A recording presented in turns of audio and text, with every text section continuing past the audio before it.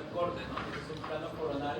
En un plano coronal vamos a ver que el límite anterior es la lámina terminal, el límite superior es la proyección del tálamo, y en el límite inferior vamos a ver el quiasma óptico con lo que es el tallo hipoficial. En la parte posterior tenemos acá como referencia el cuerpo mamilar, y el límite corresponde a una línea paralela a esos cuerpos mamilares, ¿verdad? Entonces acá podemos ver entonces la lámina terminal, el tálamo, el quiasma con el tallo, llamamos tallo hipoficiario, como vamos a ver en hipófisis, a lo que es la unión de lo que es la pars tuberalis con el infundíbulo. Y acá por supuesto la línea paralela a lo que viene a ser el cuerpo mamilar. En un corte de Charcot, también llamado corte coronal, lo que nosotros vamos a ver en este caso es el límite lateral, que lo vemos acá, que viene a ser en este caso la cápsula interna, ¿ya?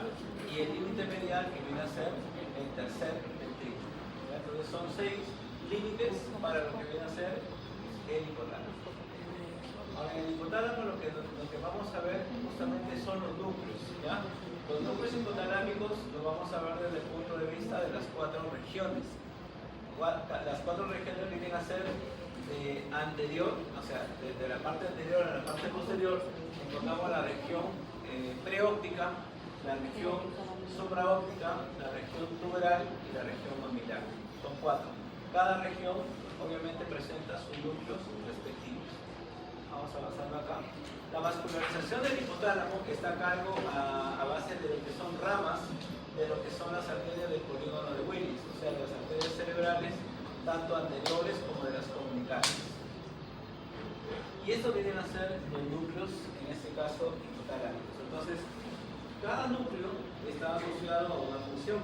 Por ejemplo, en la parte del área preóptica, nosotros vamos a encontrar acá a lo que viene a ser la regulación de la función sexual a través de la GnRH, considerando que el término RH significa hormona liberadora. Entonces, esta hormona liberadora de gonadotrofinas, que es la LH y FSH, se encargan de regular, en este caso, la función sexual. Pero también vamos a encontrar en esta región la presencia también de otros núcleos, ¿verdad? Que vamos a revisar. En la parte, esta sería la región supraóptica, preóptica, perdón. La región supraóptica que estamos viendo en verde, vamos a encontrar a los núcleos que van a tener sus productos de secreción y que van a ir justamente a almacenarse en la neurohipófisis, que es la hipófisis posterior. Y ahí encontramos justamente el supraóptico, que ya sabemos que está asociado a la secreción de oxitocina, antidiurético vasopresina, y lo que viene a ser el paraventricular, que viene a estar asociado a oxitocina. ¿Qué hace la DH? Regula en este caso los niveles de agua a nivel renal, ¿no?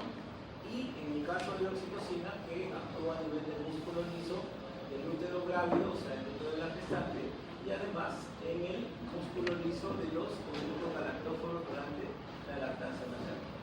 Aquí también vamos a encontrar en esta región la presencia de un núcleo que tiene que ver con la parte de la regulación de la temperatura corporal. Luego tenemos la parte tuberal. En la tuberal, como ves, encontramos al ventromedial y al dorsomedial. Aquí tienen que ver 2 cositas importantes: la regulación de lo que viene a ser el hambre, la sed, la saciedad, pero también el control de la presión arterial. Y el núcleo 4, que tiene que ver con la regulación básicamente de la prolactina, pero a través de 2 hormonas, la hormona inhibidora y la liberadora. Ambas hormonas van a estar a cargo del núcleo 4. Y la parte posterior, que viene a ser los mamilares, van a tener que ver con lo que es la parte emocional, ¿ya? Lo emocional, la parte de la libido sexual, ¿ya? Y también el núcleo posterior, que lo vemos ahí, está relacionado con lo que es la parte de la temperatura, pero cuando estamos en una respuesta al frío. En una respuesta al frío, lo que hace el cuerpo es ganar calor. Y cuando la respuesta es lo contrario, ¿no? En este caso, la respuesta al calor, lo que hace es disiparlo, ¿no? ¿A través de qué? A través de la sudoración. Entonces, tomando en cuenta eso, vamos entonces a hacer la revisión de cada región. Entonces, aquí estamos hablando acerca de la región preóptica. mencionado que estaba relacionado con la GNRH. Entonces esta GNRH significa hormona liberadora de gonadotrófinos, ¿no? Que viene a ser la liberación a nivel hipoficiario de la LH y la LCH. Entonces tiene que ver con esta regulación de estas hormonas. Luego tenemos la parte supraóptica. Aquí en la supraóptica ya habíamos hablado del supraóptico y paraventricular, ¿no? Ya habíamos hablado de la ADH y de la oxitocina. Pero hay dos núcleos más, como ves acá. Está el supraquiasmático y tiene que ver con el ritmo circadiano, o sea, con los estados de sueño y vigilia. Y en el caso del hipotalámico anterior, que tiene que ver con la respuesta al calor. Ahora, esta respuesta al calor hay que recordar cómo hace la respuesta al calor a través de la sudoración o la disipación del calor. En el caso de lo que es la región guberal, habíamos hablado ya de estos dos, ¿no? Ventromedial y dorsomedial. En el primero, como ves, es el centro de la saciedad. Ahora, hay que recordar que la saciedad y el hambre son dos extremos de una misma acción. Entonces, el primero tiene que ver con la saciedad, pero el segundo tiene que ver con la parte vasomotora. ¿Por qué? Porque va a regular la presión arterial. El A4, ya lo habíamos hablado, que regula la prolactina a través de su hormona liberadora, ya sabes que RH es hormona liberadora, o a través de su hormona inhibidora. Y en el caso del hipotalámico lateral, tiene que ver con el hambre y la sed. Entonces, aquí, en el caso de la respuesta, de la control de la temperatura corporal, hay dos núcleos que lo van a regular para no olvidarnos. El hipotalámico anterior, como una respuesta al calor, y el posterior, que lo vamos a ver, como una respuesta al frío. Ambos regulan la temperatura corporal. Para no confundirnos de lateral. El lateral tiene que ver con otra función. Como ves, tiene que ver con lo que es el hambre y la sed. Y acá tenemos el mamilar. Ya habíamos hablado acerca del hipotalámico posterior. Acá está, ¿no? Entonces, el posterior es una respuesta al frío. El anterior es una respuesta al calor. Y por supuesto, los dos mamilares que tienen que ver con las emociones y con el tema de la libido sexual. Entonces, bueno, hay otros autores que van a clasificarlos, no quieren verlos por regiones, sino por zonas, ¿no? Igual, los núcleos no cambian su función, ¿no? Acá lo ven como anterior, media y posterior. Y las relaciones que van a tener, ¿no? O sea, en el caso del hipotálamo se va a relacionar con el hipocampo para ver justamente la parte emocional. En el caso de la amígdala, tiene que ver con la conducta sobre todo, ¿no? Con la conducta. En el caso de la retina, ¿por qué? Porque hay que recordar que el hipotálamo regula el ritmo circadiano. Y se supone que en los estados de sueño y vigilia, obviamente para estar despierto tienes que hacer movimientos o promotores. Por eso tiene que ver con la retina. En el caso de lo que es la hipófisis, ya sabemos, porque hace la regulación hormonal. En el caso del tálamo, porque hay que recordar que el tálamo es la estación de todas las sensaciones. Entonces tiene que tener conexiones con el hipotálamo. Y por supuesto con el tronco encefálico, ¿por qué? Porque hay que recordar que el hipotálamo también regula la presión arterial.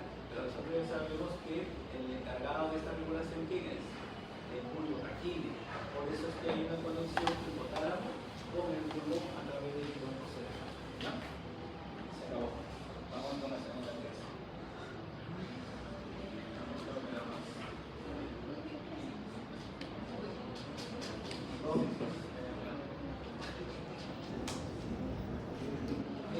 En el caso de hipófisis, miren acá, en el caso de hipófisis, vamos a ver que la hipófisis, pues ya sabemos que viene a ser una glándula que está localizada a nivel de la silla turca. Esta silla turca está donde el esfenoides, ¿no? En la base del cráneo, específicamente en la fosa craneal media. La silla turca se caracteriza porque tiene en sus extremos unos ganchos llamados apófisis clinoides. Y esos apófisis clinoides van a servir justamente para que las meninges ya se puedan insertar. Obviamente como glándula es la única glándula que está envuelta en las tres meninges. ¿Ya? En las tres meninges. Ahora, tiene doble origen embriológico, como ustedes saben, ¿no? La anterior deriva de la bolsa de Racky, la posterior de lo que es el ectodermo, ¿no? De lo que es el ectodermo. Ahora, tiene dos partes, por supuesto, ¿no? Que vienen a ser la neurohipófisis y la neurohipófisis, pero cada una tiene sus partes, vamos a verlos acá. Mira, aquí podemos ver entonces la adenohipófisis tiene tres partes, que es la pars distalis, la pars intermedia y la pars tuberalis. Las tres son ramas de lo que viene a ser la adenohipófisis. Y la neurohipófisis tiene la pars nervosa y el tallo, en este caso, perdón, el infundíbulo. Aquí se le llama tallo al infundíbulo más pars tuberalis. Ahora hay que recordar que acá, por este origen embriológico, es que tiene una conexión directa con el hipotálamo, ¿no? Con el hipotálamo. Bien, ahora cada una de sus porciones, tiene una función. Por ejemplo, la parte de la pars distalis es la parte glandular. Ahí vamos a encontrar, eso lo hemos visto en fisiología, tiene cada tipo celular para cada hormona. Somatotropas, lactotropas, tirotropas, gonadotropas, corticotropas, cada una tiene un tipo celular. ¿Ya? Esa es la parte glandular. La parte intermedia, como ves acá, es el vestigio que queda, o sea, se supone que, como toda estructura que proviene de un origen, se supone que eso tiene que desarrollar y desaparecer. Sin embargo, la parte intermedia representa el vestigio de lo que fue la bolsa de Rankin, ¿no? Y la parte tuberal, como te dije, es la parte que enmarca, ¿no? Este de acá es el infundíbulo y la pars tuberalis lo va a rodear, ¿ya? Lo va a rodear. Ahora, esta hipófisis tiene relaciones, que es lo que tenemos que aprender. Tiene relaciones posteriores, anteriores, dependiendo del corte. Pero si es un corte coronal, va a tener relación superior, inferior, lateral, que nos va a interesar. Entonces vienen acá. Aquí podemos ver entonces a lo que viene a ser la hipófisis. Acá está por supuesto la silla turca. Lo que está por debajo de la silla turca viene a ser en este caso lo que es un seno paranasal, ¿no? Que es el seno esternodal. Y acá, como ves, en la parte posterior, ¿qué es lo que vamos a encontrar? Vamos a encontrar a lo que viene a ser la protuberancia. Ahora, ya sabemos nosotros que la protuberancia, su parte anterior está el surco basilar, y en ese surco basilar está la arteria basilar. Entonces, en la relación posterior, básicamente tenemos a lo que es la protuberancia con la arteria, en este caso basilar. Arriba, como ya sabemos, su relación va a ser con quién, con el hipotálamo, pero hay que tener cuidado. ¿Por qué? Porque, como ves, estas partes que vemos acá, que es un corte sagital, pero aquí existe una membrana que recuerda que el término, o sea, para que entiendas, esto de acá es la silla turca, ¿ya? Y lo que está arriba se llama diafragma celar. Celar viene de silla, por eso se llama así. Pero este diafragma está perforado, porque obviamente no lo puede cerrar completamente. Hay que recordar que aquí hay un agujero para que pueda pasar que el tallo hipofisial. Pero hay un límite superior que viene a ser el diafragma celar. Ahora, ¿cuáles son en la celda hipofisiaria? Vamos a encontrar nosotros una serie de relaciones. Y vamos a verlos acá para verlos. Miren acá. Esto es lo que te mencionaba. Este es la hipófisis, este es el tallo hipofisiario. Y arriba está el diafragma celar. Entonces, este viene a ser su límite superior. Su límite inferior, ¿cuál va a ser? La silla turca. ¿Correcto? Y por supuesto, las meninges. Y además, el seno estenoidal. Ahora, la relación más importante acá viene a ser, aquí hay que tener cuidado, el seno cavernoso. ¿Por qué? Porque esta es la relación lateral que tiene más información.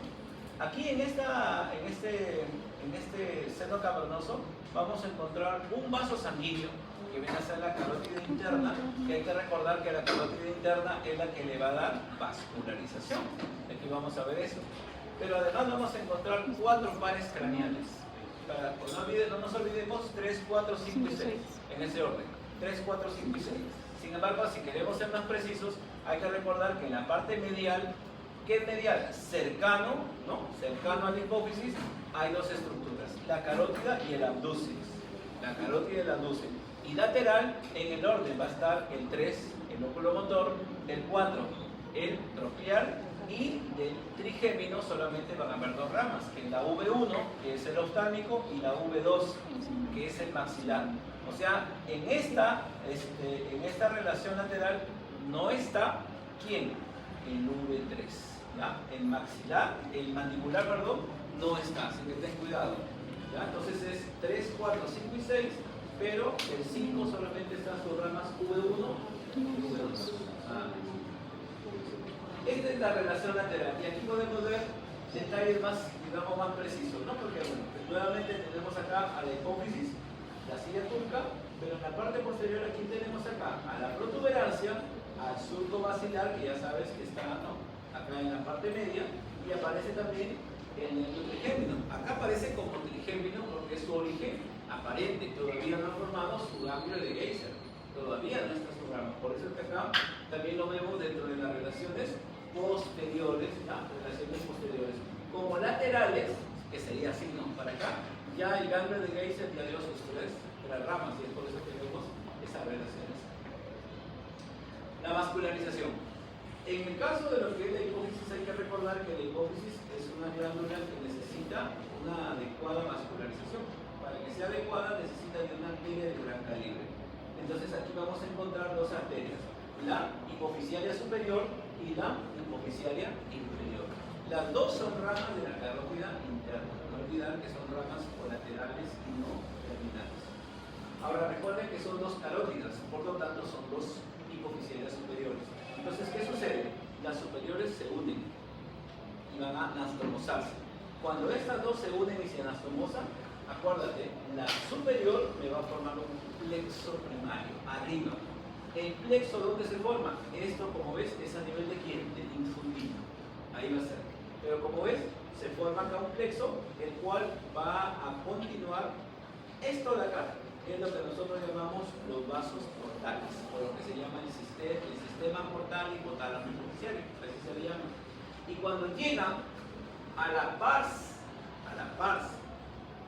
distalis, ¿correcto?, que es de la hipófisis, van a formar el segundo plexo, que se llama plexo secundario. Entonces, si nos preguntan, ¿no?, la arteria que forma plexo primario y secundario, la superior. La inferior no forma plexo, por si acaso. En el caso del inferior, ¿qué hace?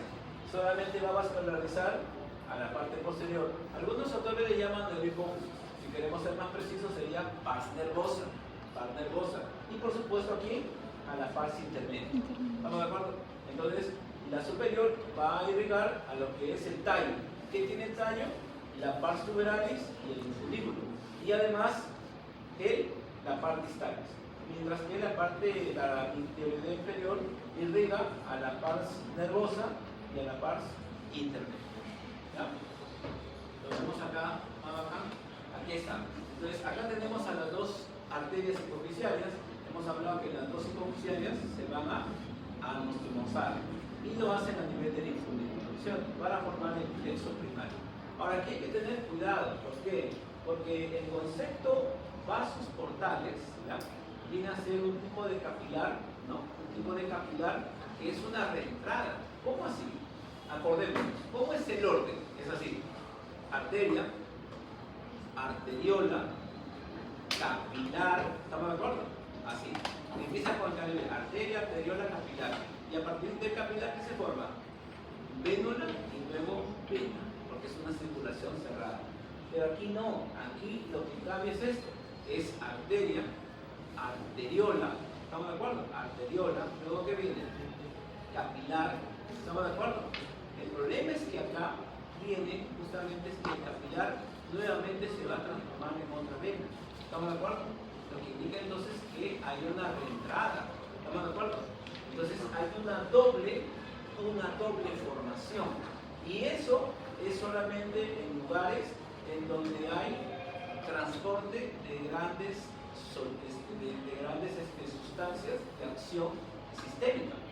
¿Quién tiene vasos portales? El hígado, y el otro es la hipófisis. Entonces son los dos últimos lugares donde hablamos de estos vasos portales. ¿Estamos de acuerdo? No siguen la secuencia de un orden como hemos hablado. O sea, no es arteria, arteriola, vénula, vena, vénula, vena. No siguen ese orden, sino que acá se vuelven a formar. ¿Estamos de acuerdo? Y eso justamente garantiza una adecuada circulación. Por eso es que termina formándose otro plexo secundario. Entonces, este otro plexo secundario es el que se va a formar gracias a los vasos portales. No el primario, el secundario. En el caso de la inferior ya hemos hablado, solamente va a dos lugares, ¿no? Le dije, ¿no? Algunos autores le llaman nervio hipófisis o también llaman pars nervosa, atrás pars nervosa y por supuesto la pars intermedia. Ahora, después de los plexos recién vienen las venas, o sea, el drenaje. Como puedes ver acá, habíamos terminado el plexo secundario. Y en ese plexo secundario, como ves acá, recién van a formarse las venas. ¿Qué venas? Las perihipoficiarias. De ahí vienen los senos cavernosos, de ahí que hemos visto esa relación, ¿no?, lateral. Luego los intercavernosos van a las venas hipotalámicas, estas van a las venas yugulares. Y las yugulares que ya sabes que van a ir a la vena cava superior. Y finalmente llegan a la aurícula derecha. Entonces ese es el recorrido de lo que viene a ser la circulación hipoficiaria. Pero toma como punto de partida a la carótida interna. Recuerda, es una rama colateral de la carótida interna. Y se acabó. Vamos a la tercera. ¿Qué?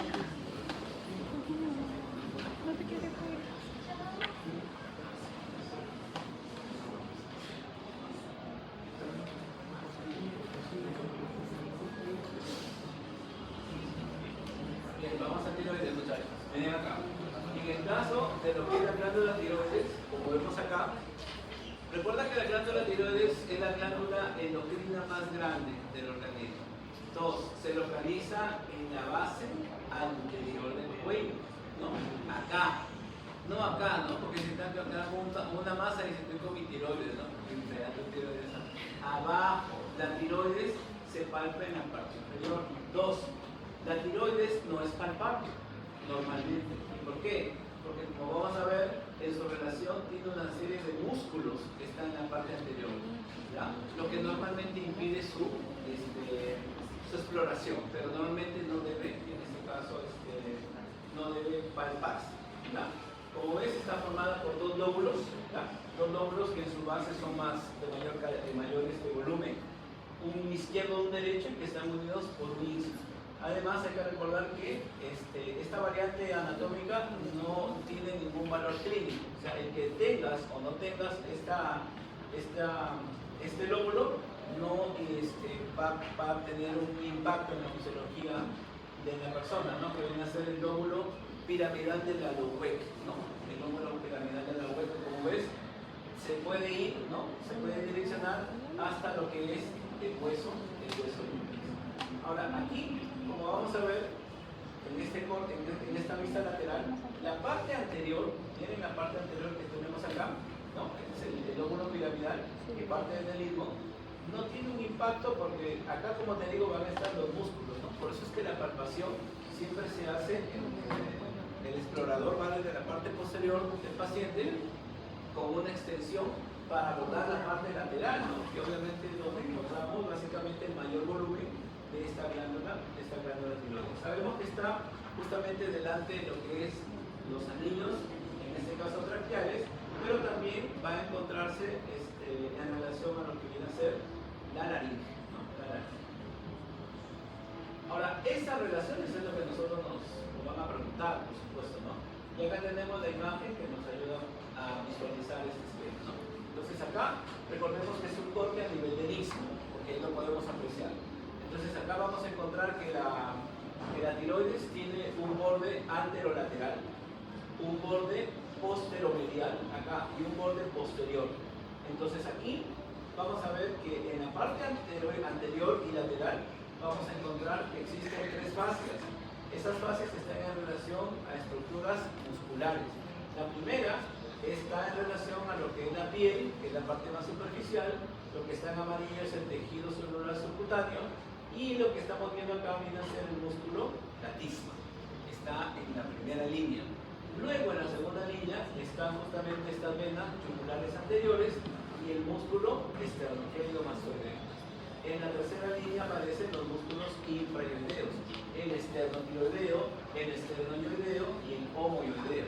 Los tres están en la tercera línea. Entonces, los tres músculos están por delante de la tiroides. Por eso te decía que normalmente no es palpable, normalmente.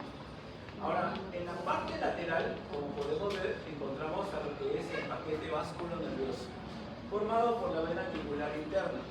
la carótida común. Recuerda que la carótida interna acá se va a bifurcar, pero acá no, estamos hablando de abajo, por eso hablamos de carótida común. Y entre ambas está el vago. Sin embargo, más lateral vamos a encontrar otro nervio. Que no hay que olvidarnos que aquí el vago emite una rama importante que es el laringio recurrente. Y el laringio recurrente aquí inerva a la laringe y a la tráquea. Y justamente lo vemos en relación a esta estructura que viene a ser la tráquea. ¿Ya? Entonces el laringio recurrente inerva las estructuras, en este caso de la vía respiratoria. ¿Ya? De la vía respiratoria. Y finalmente su relación posterior, por eso no debes confundir, su relación posterior solamente viene a ser la tráquea y el esófago. La tráquea y el esófago viene a ser posterior, porque esto sería su cara posterior. Por eso se habla de anterolateral, posteromedial. ¿Estamos de acuerdo? Y esta es la relación con la cara posterior. Entonces solamente tráquea y el esófago. Ahora, su vascularización. Aquí sí tenemos que tener la clara, como se dice. ¿Por qué? Primero porque hay que recordar que son 3 arterias tiroideas. A pesar que la tiroidea media no esté en todas las personas, pero la consideran. Por lo tanto, independiente de ese porcentaje de ausencia o no, tenemos que, para no tener problemas, tenemos que considerar las 3 arterias, que son la tiroidea superior, media e inferior. Como ya hemos hablado, a las glándulas endocrinas tienen que ir arterias de gran calibre, no cualquier arteria. Entonces, si recordamos, a la primera, a la superior, su rama o la arteria que va a dar origen a esa rama es la carótida externa. No olvidar, para la hipófisis es la carótida interna. Para lo que es arteria tiroidea superior, arteria carótida externa. La carótida externa también tiene ramas colaterales, son 7 ramas colaterales. Tenemos la lingual, la facial, la faríngea ascendente, la auricular posterior, pero acá tenemos a la tiroidea superior, ¿correcto? Entonces la tiroidea superior viene a ser rama de la carótida externa. Punto. La tiroidea media, que vuelvo a repetir, hemos dicho, no es constante en todas las personas. Y a veces, al no tenerla, casi no tendría importancia clínica. ¿Cuál es lo interesante de la tiroidea media? El nombre, que se le llama IMA, ¿ya? También se le llama IMA, o también se le llama la arteria de Newbauer, o sea, por esta vaina. Imagínate. Sin embargo, esta arteria deriva de dónde? Del callado aórtico, o sea, no deriva de cualquier lado, deriva justamente de la segunda porción de la aorta. Entonces, de ahí se puede originar la segunda arteria que va a ir a dónde? Al istmo, ¿ya? Al istmo va a ir justamente esta arteria. Y la tercera arteria, que es la inferior, va a ir justamente desde un tronco que nace desde la subclavia. Y recordemos nosotros, cuando el callado aórtico, en la parte izquierda, ¿quién sale? La carótida común y la subclavia, que va a dónde? Al miembro superior. Por lo tanto, la subclavia también es una arteria. Entonces, en resumen, tengo 3 arterias, superior, media e inferior. La superior deriva de la carótida externa, la media que deriva del callado aórtico y la inferior que deriva de la subclavia. En el caso del drenaje, bueno, acá podemos ver en este caso, en la cara anterior, aquí tenemos en este caso, ¿no?, la presencia de la tiroidea superior. Hay que recordar que son 2 tiroideas, una de cada lado, y las 2 van a formar un arco arterial.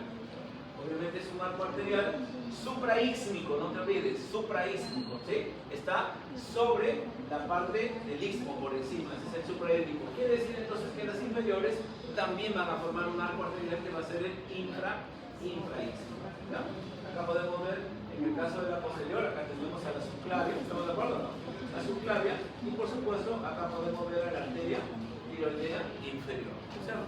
Ahí está. Bien. En el caso del drenaje, también, para que no te ordenes, también tenemos 3 venas, tiroidea superior, media e inferior. La superior y la media, las 2 van a drenar, acá es al revés, van a drenar en la yugular interna. Las 2 van a ir ahí, a la yugular interna. Pero la inferior va a ir a la brachiocefálica izquierda. ¿Correcto? La brachiocefálica izquierda o derecha, cuidado. Entonces ahí son dos drenajes en este caso nada más las dos primeras dan a la misma vena y la inferior va a ir a donde? A la metrocefálica. En el caso de los linfáticos acá, sí tienen importancia para la parte oncológica. Hay que recordar nosotros que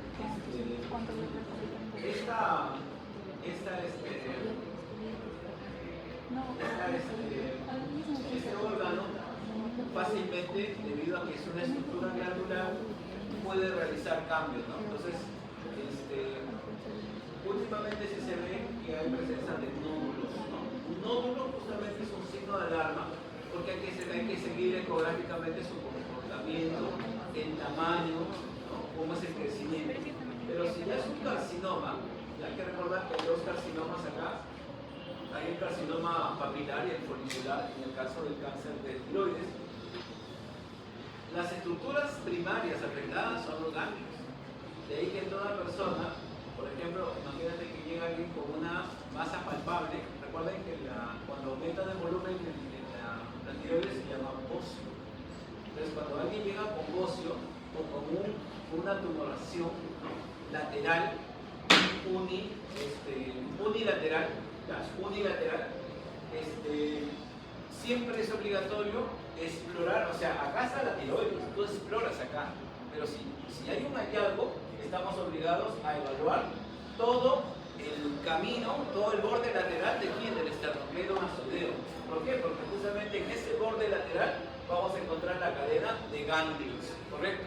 Entonces es importante buscar ganglios. Así la tiroides está abajo, tú lo exploras hacia arriba, ¿estamos de acuerdo? Es más, la presencia de un ganglio en una persona, sobre todo en mujeres, las mujeres son sorteadas en esta enfermedad, entre 20 y 40 años, no sé si estarán en esas edades ustedes, es obligatorio una ecografía tiroidea para ver cómo está esa tiroides. ¿Por qué? Porque a veces la tiroides, ¿no?, puede decir, no está palpable, pero y si hay un ganglio, es obligatorio. Lo otro está que cuando la tiroides a veces no crece hacia adelante, crece hacia atrás.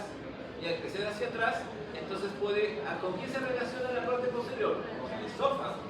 Y como se relaciona con el esófago, la persona puede tener justamente, por ejemplo, un tema de que cada vez que como alimento, como que me duele, siento un cuerpo extraño. O sea, entonces esas sensaciones al pasar puede indicar que la persona pueda tener. Pero como te digo, la sintomatología hay que ir buscando, ¿no?, poco a poco, pero tiene que tener una asociación, ¿no?, una asociación.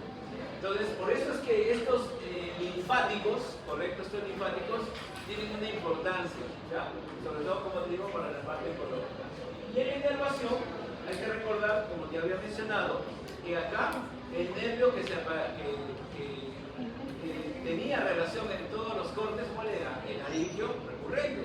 Y obviamente habíamos dicho que el laringio recurrente iba a la vía aérea. Laringe, tráquea, pero obviamente también va a ir a y hay que recordar, acuérdate bien, toda glándula, a excepción de las sudoríparas, las demás tienen una inervación parasimpática, ¿correcto? Entonces, la inervación parasimpática es la responsable de la secreción de estas hormonas, ¿estamos de acuerdo? Pero el simpático obviamente hace lo opuesto, ¿no?, a través del ganglio cervical superior.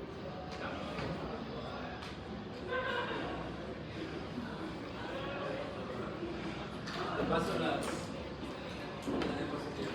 Ay, sí, ¿qué le pasó ahorita?